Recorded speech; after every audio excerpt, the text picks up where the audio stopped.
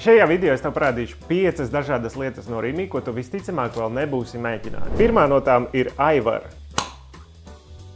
Šai mērcītei var atrast 2 dažādas versijas – aso un neaso. Tieši šī ir neasā. Aivar ir mērcīte, kas ir vienkārši gatavota no paprikas un baklažāniem. Šo mērcīti man ļoti patīk izmantot kopā pie dārzeņiem, dārzeņa platēm, bet tā ļoti labi iet kopā arī ar kaut kādām dažādām grilētām gaļām. Šī nākamā lieta ir zivju mērce.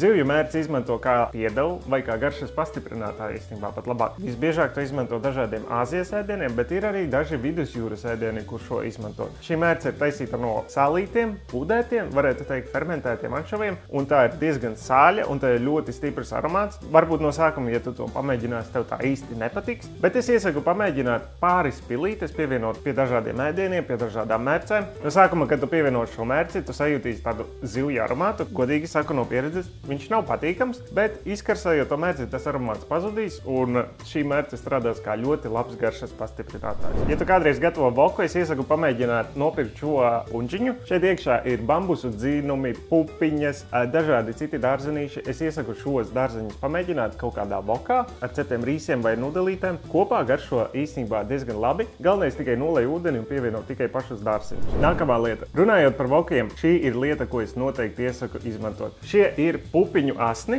Visbiežāk šos izmanto tādā ēdienā kā pad thai. Vienkārši atver vaļā, nolej to ūdeni, kas tur ir iekšā, un tad, kad tu esi gandrīz pabeidzis taisīt savu voku, praktiski pēdējās 30 sekundēs, varbūt pat pēdējā minūtē, vienkārši pievieno šos pupiņu asnus, un viņi piedod tādu nedaudz svaigu, tādu nedaudz pat kraukšķīgu, tādu aromātisku garšu. Šī ir lieta, ko ir vērts izmēģināt. Ja ir viena lieta, ko no šī saraksta es tev iesaku pamēģināt, tad tā ir noteikti un 100% panko rīvmaize. No parastās rīvmaizes tā atšķirās ar to, ka šī neuzsūks tik daudz eļļu, tātad ēdieni sanāks gan garšīgāki, gan kraukšķīgāki un arī veselīgāki. Ieraksti komentārā, vai ir kāds cits mazāk zināms produkts no Rimi, ko tu ieteiktu pamēģināt.